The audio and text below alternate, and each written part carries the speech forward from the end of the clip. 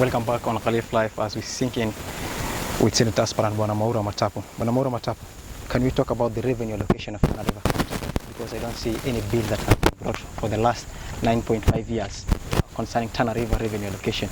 As a leader, how are you going to change that storyline?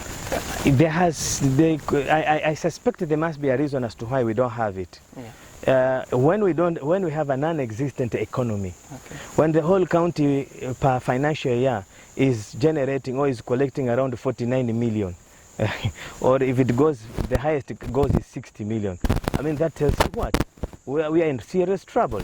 Basically, the county government of Tana River to date is running around at the mercy of the revenue allocated from the national government. So we will definitely have no choice other than to have the county managed by what is being allocated or what is being programmed from the national government. For us to be able to pass our own revenue bill, well, you will have to have a reason for you to have one. Okay, as we speak now, talent is paying. Most of the youths they are not focusing on their career, they are focusing on the talent. How are you going to help those youths achieve their talent? No, you see, when you have you are a senator, like for example, that is I have 12 agendas. Yes. Yeah, in my manifesto for senatorship, I have agenda number 7, okay, which is specifically focused on matters to do. 5 minutes so that you can talk about your agenda. So you have asked, I'll answer you this, because I mean, what the youth need, they need this a leadership that is responsive to their needs, and we have also to identify which are their needs. And unfortunately, with the black people, they think talent is entertainment and is sports. Yes. We have been so much brainwashed, forgetting that there is talent in science, there is talent in forestry, there is talent in agriculture.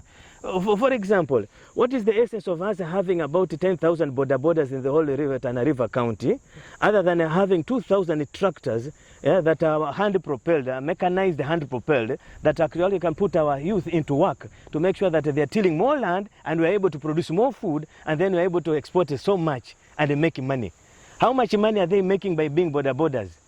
The only problem I see, they're not making any money other than the pleasure of carrying women. As you say, the current youths are lazy.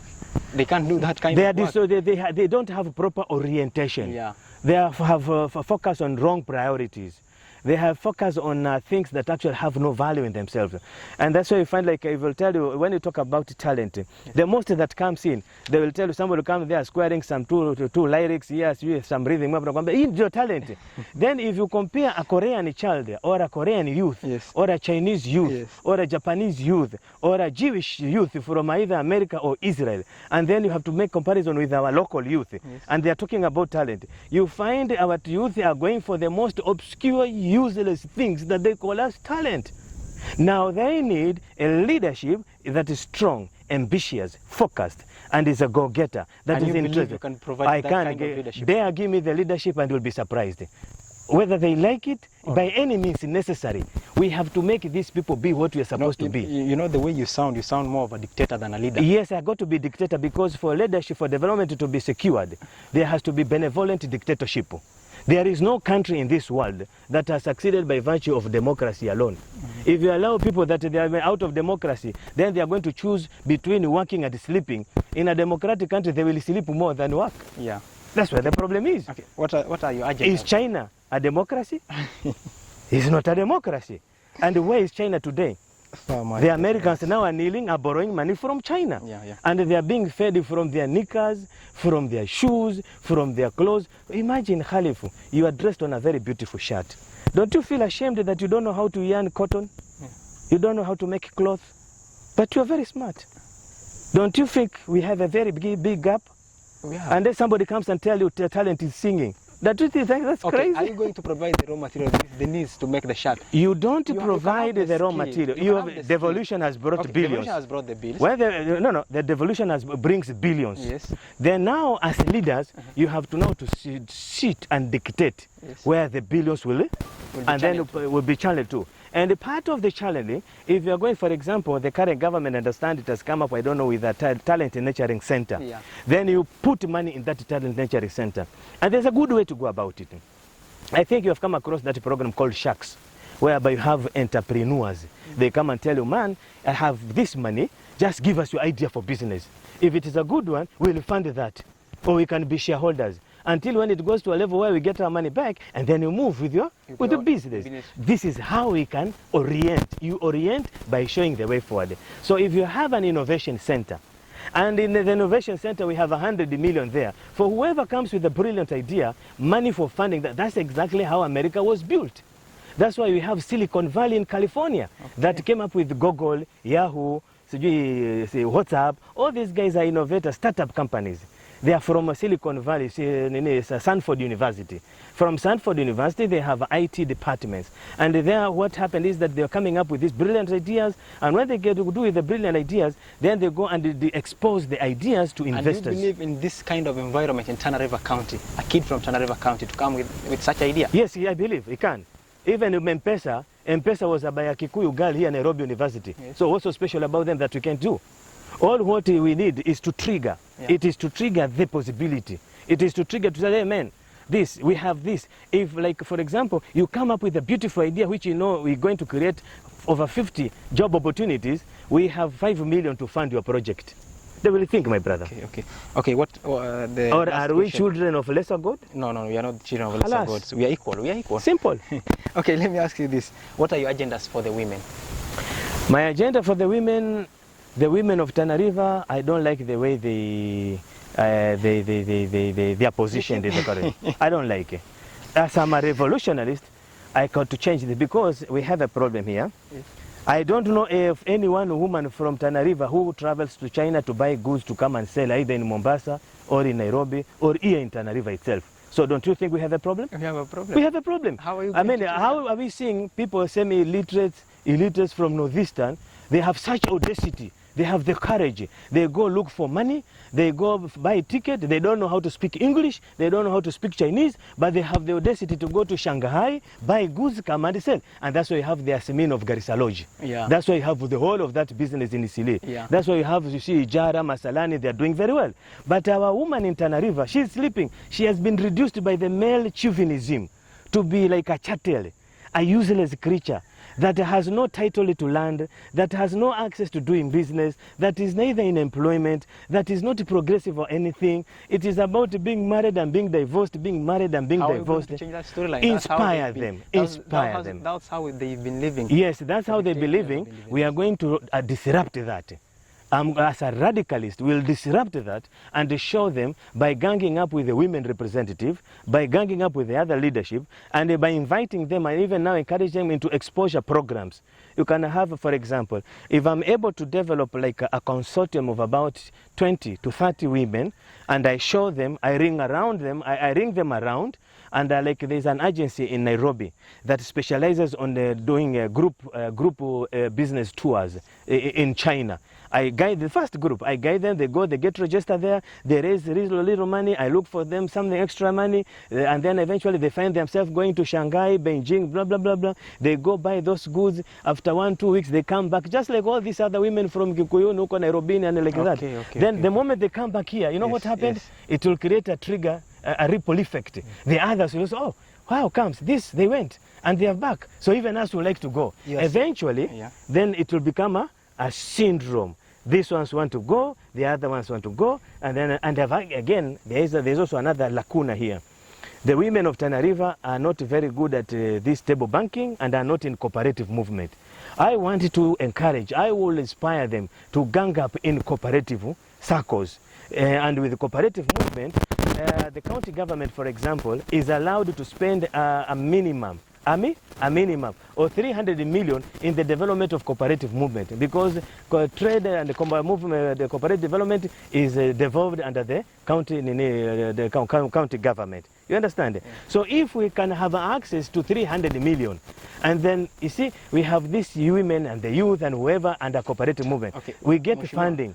They will do it or they want to do it. As we wind up, I remember you said you are the founder of Chama Cha Uzalendo. Yes. That's your party. Yes. I believe you are vying with that party. With that party, yes. And which coalition are you in? Kenya Kwanza or Azimio la Umoja? Azimio la Umoja. Okay, so definitely your president is Right Honorable Raila Amolo Odinga. Somewhere. No, you cannot. I'm here to go. You said you're in Azimio. Yes, we are in Azimio. Okay. Yeah, but we are going to see, because you never know. You know, for politics is it suffers a lot of metamorphosis. You can be. It's like you can have. You are members of the same family, but you find your wife refuses to vote for you. And then okay, Mheshimiwa, I am giving you this time to face the camera. Give us your 12 manifestos before we wind up. Thank you very much, dear viewers. It's a great opportunity to appear before Caliph Live TV. And I might not have enough space to generate, to be able to download the whole stuff. But yes, I have 12 agendas in my manifesto, which first of all, the first one has to do with prudent and brilliant representation at the Senate. Again, you also have a fair, equitable, just oversight undertaking, whereby I'll make sure that I am not a senator of my tribe, that I'm not a senator of my village, that if elected, I'll be a senator of my county, the county of Tana River, where my aspiration is to make the people of Tana River proud and great. The other thing is that I am going to be the chief propagator of the Tana River. That's agenda number 3. I'll be the chief propagator at Tana River County. You know, out of the legal responsibilities of a senator, there are those responsibilities whereby the senator, you know, is self-propelled, self-inspired. And one of them is that I'll make sure that I'll propagate the interest, and I'll fight for the interest, and I'll protect the interest of my county wherever, in the national government and of the county government. I'll also make sure that I'll be useful to my governor in helping to attract investors, either local or international, as I've already tried to do now. I'll also make sure that I will inspire my people, guide them, coach them to embrace the cooperative movement, from which we expect to get funding from the county government, which is allowed by law, to able to offload the monies into this cooperative movement, so that for them they're able to do these things directly. We do not want a situation whereby the county keep on telling people that the county has bought tractors for helping people to till their land. The county is not supposed to get into business. The people themselves are supposed to be in business. We are in a capitalist system where the business of the county government or the national government is in administration of the government and creating an environment for people to be able to do their own things. So when you have funding, the funding should go to the cooperative movement. The cooperative movement, now they should buy their tractors if they want tractors. They should buy their fertilizer. They should buy everything. And the county government should make sure that they do these things. And if they don't, they make sure that next time they don't give them any funding, so that they develop the culture of responsibility to the citizen. We do not want a welfare state whereby people are being given from bursary, people are given tractors, people are given clothes, people are being given food. No, what is the purpose of us as human beings? Yeah, I mean, it is let encourage, teach these people how to make these things, how to make money, and how to do it for themselves. After all, you have to understand, God created the forest. But it is not the business of God to come from heaven to create furniture for you. No.